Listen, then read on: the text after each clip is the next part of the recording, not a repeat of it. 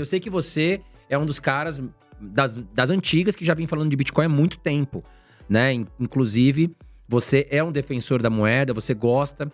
E eu queria saber de você, Bruno, o que você espera para 2024, inclusive para os próximos anos, o Bitcoin que hoje, né, já tá voltando ao seu topo histórico, e muitas pessoas que desacreditavam da moeda passam a enxergar a moeda como algo que realmente veio para revolucionar o mercado. Qual que é a ideia do Bruno para esse ano? A gente vai continuar tendo altas aí, temos eventos importantes esse ano, o que você pensa?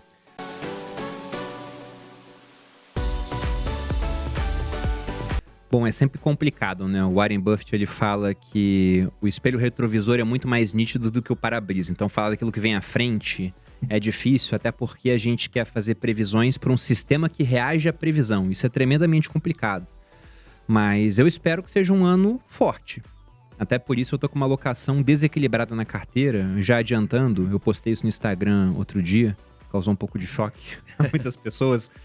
Mas hoje minha carteira, ela tá mais de 80% em Bitcoin. Caramba, fiquei em choque agora também. Pois é, e por que isso aconteceu? Porque lá atrás, quando eu conheci o Bitcoin, era quase nada, depois eu aumentei para 5. Aí na época da pandemia, nós tivemos ao mesmo tempo 3 eventos que foram muito relevantes. Primeiro, aconteceu o halving, que vai acontecer agora, novamente em abril, né? A cada mais ou menos 4 anos, a cada 210 mil blocos do Bitcoin, e um bloco a cada mais ou menos 10 minutos, então dá uns 4 anos, você tem a recompensa caindo pela metade dos mineradores. Então tinha acontecido isso. A gente tinha também muito dinheiro sendo colocado no mundo, a oferta monetária crescendo pra caramba, e taxas de juro que estavam em 0 ou muito próximas de 0, inclusive aqui no Brasil 2%. Então lá eu elevei minha alocação de 5% para 20%. E aí, esse 20, ele começou a virar 40, 60, ele foi dobrando e eu queria vender. Só que eu perdi a janela boa de venda no último ciclo. Então eu falei, cara, eu vou segurar um pouco. Eu também ganhei mais dinheiro, aumentei mais em outras áreas, o Bitcoin caiu pra caramba depois. Então ele voltou para um patamar mais comportado. Só que eu fui comprando mais durante aquele período do final de 2021, em que a gente teve uma série de eventos horríveis para o Bitcoin, culminando com a quebra da FTX, né? A FTX. Lembro. Por conta de uma fraude. No final, aquilo acabou virando um esquema Ponzi, digamos assim. E com aquilo, o Bitcoin caiu a 16 mil dólares. Eu comprei bastante naquela época. Cheguei aos 20%. Só que ultrapassei um pouco aquilo. No final, aquilo foi crescendo e hoje o que a gente tem é que ele está ocupando quase 80%. Eu fui comprando mais depois. Porque eu acho que esse vai ser um ano excepcional. Só que eu friso pro pessoal que tá assistindo, e é uma frase do Mises, que o homem rico ele pode se dar ao luxo de adotar caminhos insanos por muito mais tempo do que aquele que não é rico. Então, não é todo o meu patrimônio que 80% disso está no Bitcoin. Porque a maior parte do meu patrimônio é minha participação no Grupo Primo. Depois disso, eu ainda tenho imóveis, né? Ainda tenho um dinheiro que eu não conto na carteira, que é uma liquidez que eu deixo para caso uma eventualidade venha acontecer. É uma reserva de emergência turbinada, digamos assim. E com isso, mesmo que o Bitcoin vá a 0, que eu não sei como isso poderia acontecer, mas não é porque eu não sei que não pode vir a acontecer, eu me machucaria, mas eu não iria à ruína. Então não é pro pessoal observar isso que eu tô falando e pensar, meu Deus, ele tá com tudo isso, então deixa eu ir vender minha casa, né? Vou pegar dinheiro no banco a juros de 4% ao mês, porque se o negócio vai dobrar, no final do ano vai valer a pena. Não é isso, né? Mas eu acho que nós teremos um ano muito forte, porque a gente tem a dinâmica do halving acontecendo, e aí, pra quem não entende o que é o halving, lá atrás, quando o Bitcoin começou a funcionar, 2009, janeiro de 2009, a recompensa por bloco minerado, quando os mineradores, que é o pessoal que tem lá os hardwares para participar do protocolo do Bitcoin, eles ficam competindo num concurso mundial para ver quem consegue achar a resposta de um problema matemático complexo criado pelo Bitcoin. Quem acha, ganhava 50 Bitcoins. Isso em 2009. 2012, essa recompensa caiu para 25. 2016, para 12,5. 2020, durante a pandemia, caiu para 6,25. E agora vai cair para 3,125.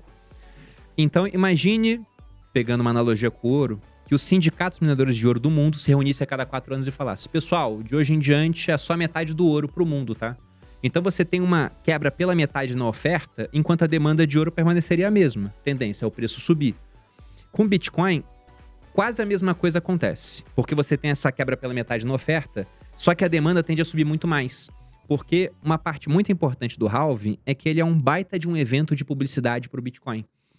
Porque esse ano todo mundo vai falar desse assunto. A gente vai ver a Globo falando do halving do Bitcoin. Isso vai acontecer. Com isso, um monte de gente que ouvia falar, não dava muita bola, vai olhar para aquilo, vai olhar e pensar, caramba, no passado subiu 130%.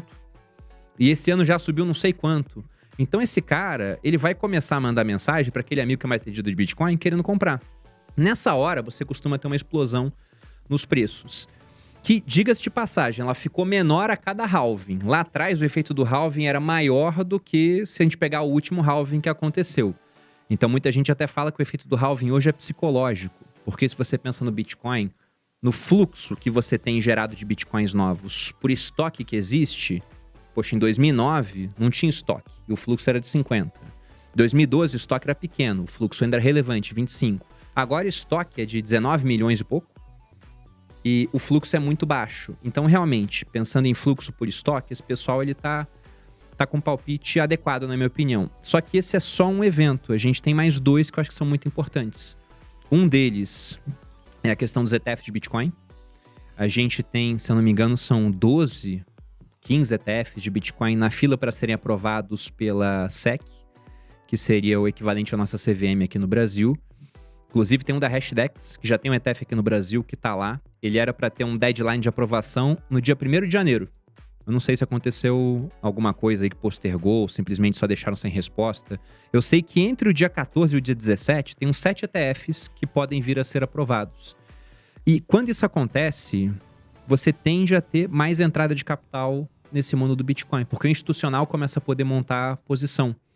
E a gente tem um exemplo disso na nossa própria gestora. A gente tem uma gestora no grupo Primagrão e o fundo Arca, 2% dele está em Bitcoin.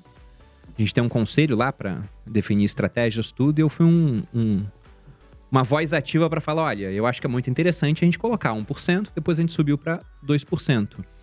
E como que a gente faz isso? A gente não vai e entra num site de exchange e compra os bitcoins, aí deixa lá numa carteira, onde eu tenho a senha, fulano tem outra. Não, pô, porque seria um processo que, primeiro, é muito diferente do know-how do pessoal que participa da gestão, que é de um mercado mais tradicional. E segundo também, que a gente entende que acaba sendo um ônus essa custódia, né? Então, como é que a gente faz? A gente compra cota de ETF. Porque aqui no Brasil a gente tem ETF de Bitcoin bom. Nos Estados Unidos não tem ainda. Então, por ter esse ETF bom, a gente tem 2% do fundo em Bitcoin. Nosso fundo hoje, o fundo Arca, deve estar aí com 600 milhões sob gestão. Então, a gente está falando 2%, de se fosse 1% seria 6 milhões, 12 milhões. Imagina trilhões de dólares que estão nos Estados Unidos, um monte de gestor querendo montar posição sem ter o veículo adequado para isso, e de repente pensando, e se eu colocar 1% em Bitcoin? Então, isso pode ser muito poderoso. Talvez até a multiplicação desse ciclo venha a ser maior do que do anterior, talvez dos anteriores, por conta dessa demanda de institucional. Então, não dá para saber o que vai acontecer, mas eu fico bem animado com isso. E de quebra, ainda tem provável queda de juros americanos. A nossa bolsa, ela terminou o ano bem. Foi um ano de subida forte, 22, alguma coisa, né, que o Ibovespa subiu. Foi o melhor ano desde 2019. Depois teve a pandemia, tudo é uma bagunçada, mas foi um ano muito bom. Só que se você pega mês a mês, André, a gente até outubro estava subindo 3% no ano, o Ibovespa. Então até outubro era um ano horrível para a Bolsa. Sim. Aí veio novembro, só em novembro subiu 12%. Por que subiu 12%? Aqui em novembro, enquanto o governo discutia gastar mais no ano que vem, que é um negócio que geralmente o mercado não olha com bons olhos, o juro americano de longo prazo caía. Aí com isso o México subiu, o Brasil subiu. A Argentina, por outros motivos também, teve eleição, né? Subiu, Bolsa chilena subiu. Então o mundo todo acabou subindo. E novembro e dezembro salvaram nossa Bolsa só por conta de queda de juros americano. De longo prazo. Agora, nesse ano, a gente deve ter a queda do juros de curto prazo, equivalente à nossa Selic, que é a Fed Funds Rate. Isso acontecendo, você libera capital, que entenda que o juros americano é como se fosse um imã para o mundo. Quanto mais alto ele está, mais capital ele atrai. Quanto mais baixo, esse capital ele começa a não ser atraído com tanta força. Então, essa conjunção desses 3 fatores me deixa bem animado com o Bitcoin. Lógico que eu não sei se o ano vai ser realmente tudo isso, mas olhando essa conjunção, eu acho que vai ser um ano bem animado para quem tem posição em Bitcoin. Não, legal.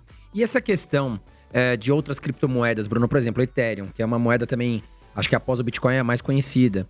Você investe em outras moedas como Ethereum, como Solana? O que você pensa sobre esses outros projetos? Então, lá atrás, né, eu olhava para o pessoal que era maximalista de Bitcoin, Maximalista de Bitcoin é o cara que fala que Bitcoin tem valor e todo o restante é lixo. Eu olhava assim e pensava, esses caras são muito radicais.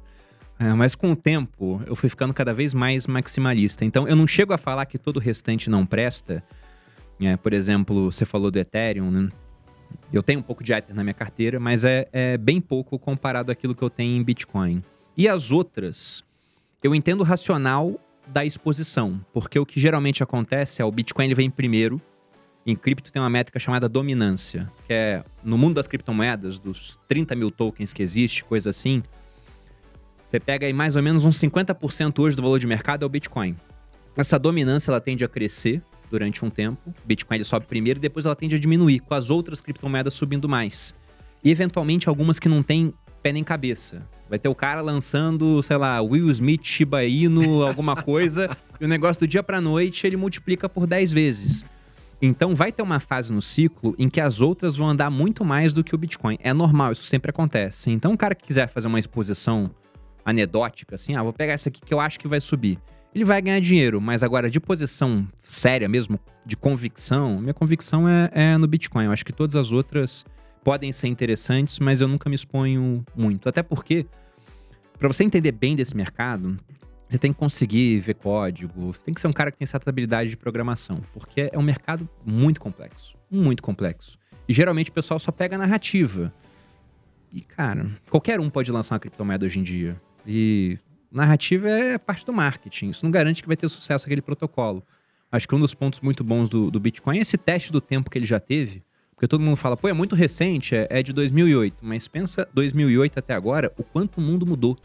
Exatamente. Em 2008 eu não usava WhatsApp, nem sei se ele existia. É verdade. Em 2008 eu não usava Uber.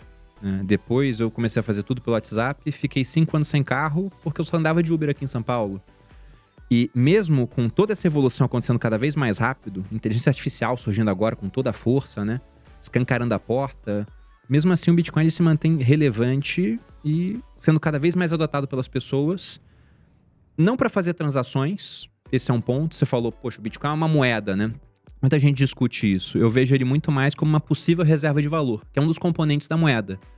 Porque para ser moeda, você tem que ter 3 funções. Você tem que ser um meio de troca, uma unidade de conta e uma reserva de valor. E eu não faço troca com o Bitcoin. Fazer conta com ele, de você precificar alguma coisa em Bitcoin é muito difícil. Então dá para fazer conta com algo que é tão volátil, é mais difícil. Agora, dá para você comprar Bitcoin e manter aquilo guardado e daqui a 10 anos aquilo ter preservado seu poder de compra? Dá. Provavelmente vai ter aumentado muito seu poder de compra, inclusive, se o futuro ele seguir a tendência que a gente viu no passado, pode ser até com muito menos força. Mas só de acompanhar essa tendência é o que poderia acontecer. Então, é quase que um ouro turbinado. Até se acontecer uma guerra aqui, por exemplo, você vai pegar o teu wallet, você pode levar ela para qualquer país, né? E pode ser uma proteção também, né, Bruno? Não precisa nem da wallet. Aconteceu uma guerra aqui, você pega a sua wallet e destrói ela. Vai lá e martela. Contanto que você guarde as palavras-chave na sua cabeça, né? Depois você faz o backup em outra wallet Exatamente. e tá tranquilo. Vai para outro país, compra uma outra wallet, faz o backup, ou baixa uma da internet também, faz o backup, você recupera o acesso ao seu dinheiro e pode viver a sua vida. O pessoal de casa, entenda o seguinte, né? Imagine que o Bitcoin ele tem sua blockchain. Imagine isso como uma grande planilha de Excel. E que cada célula da planilha é um cofre. A sua wallet, ela guarda as chaves desse cofre. É isso que ela faz. Então, se você pega essas chaves e decora, você tá com elas, você não precisa da wallet. Aí depois você vai, baixa novamente, né, um dispositivo para ter acesso a essa planilha, você insere suas chaves e consegue tirar o saldo de lá. Então é isso que o pessoal não entende às vezes. Ele pensa, meu Bitcoin tá no pendrive, né? Entre aspas, assim. Não tá no pendrive, ele tá na blockchain. E é por isso, inclusive, que tem muito Bitcoin perdido. É o cara que ele tinha esse cofre, que tinha lá 10 Bitcoins quando não valia nada. Agora ele pensa, caramba, eu tinha Bitcoin. Como é que eu faço pra acessar esse cofre? Ele perdeu a chave. Aquilo tá inacessível pra sempre se bobear. Porque se alguém arranjar um modo de acessar esses Bitcoins perdidos, o valor do Bitcoin vai a zero. Porque por que ele vai acessar o perdido que tem 1 Bitcoin se ele pode acessar a carteira do Michael Saylor, da MicroStrategy, que tem centenas de milhares de Bitcoins? Então esse é o ponto. Tem que ter atenção com essas chaves. Tendo atenção com essas chaves, o cara tá seguro.